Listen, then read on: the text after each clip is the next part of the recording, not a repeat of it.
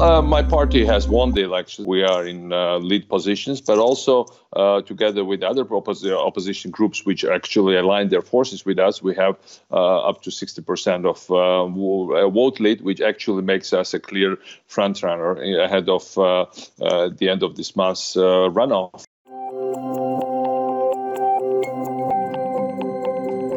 I said beforehand that I would go to Georgia back either way to be part of political process. That at the same time, I made it very clear that I'm not seeking any formal position in whatever future Georgian government for a clear reason that we would like to, I would like to be active part of the process, but also to allow other people to move in and to have broader base for new leadership and for a real change in the country.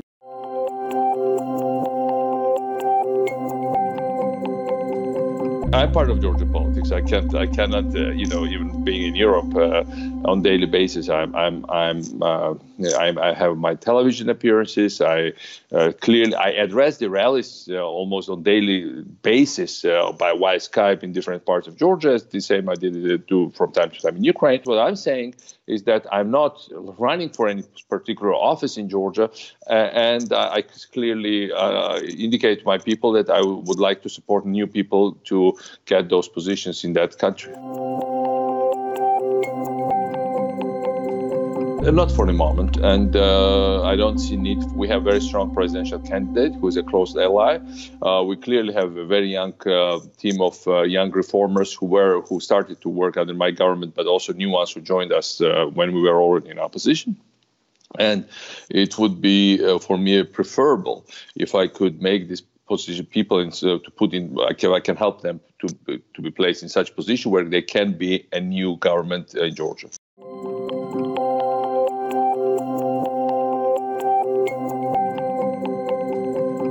Not only I'm saying it's politically motivated, the entire world says that, almost the entire world says that except Russia, because I've moved freely around the world. I'm not only move around the world, but I meet freely, and I'm received by leaders of different countries, and nobody ever mentioned these convictions. Everybody understands that it's clearly political fabricated cases. Now, I've clearly made it very clear that I will not seek any pardon from new president. Why? Because I think as soon as we have new president, there will be also the judicial system will be freed from adverse influence of oligarch Saakashvili and his oligarchic cronies. And, in that respect, I would be able to stand for my rights in court of law. If there is no real pressure from Saakashvili and these people, then my case is easy to reverse. I don't want to put new president in the position that he is running for the office and to portray him that his main idea of his elections is to get rid of my conviction.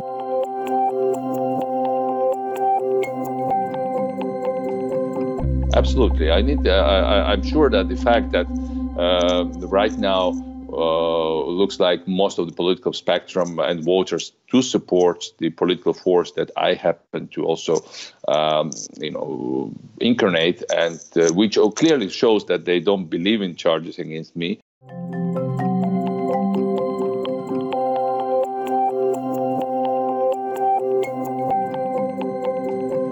Nobody ever seriously said we had political prisoners. However, Georgia was a very criminalized country, and on my watch, it had been turned into the safest country in Europe, according to the international experts. These are not my words.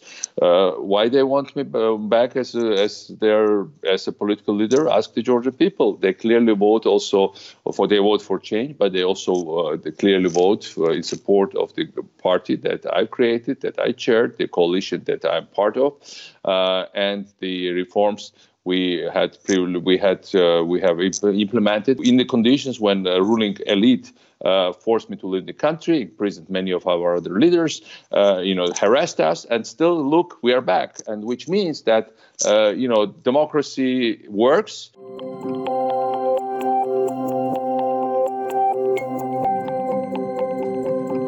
I don't know who is speculating on that, but I've turned Georgia into into a full-fledged democracy. That's why we had change of power. We have change. We have democratic culture, and I'm obviously nobody had ever described me as a serial human rights offender or even more like authoritarian leader. I'm sorry, but the facts are against it. The fact is that Georgia had been very successful. We've come under strong also PR attacks from our northern neighbor, Russia, which basically did invested heavily into my character assassination, but people didn't buy it. People didn't buy it, and that's why I'm free to live in Europe.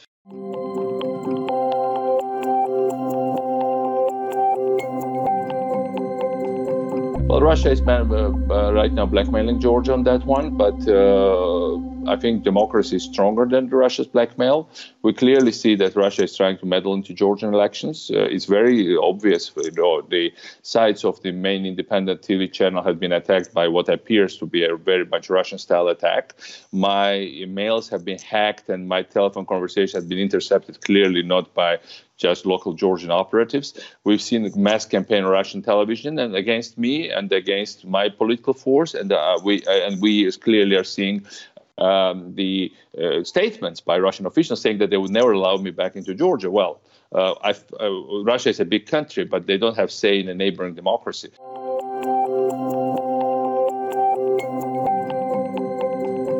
That's the only way for Georgia to advance, is to become pro-Europe, pro-NATO, and to be a free and democratic liberal society. All the other paths are leading us to a national catastrophe.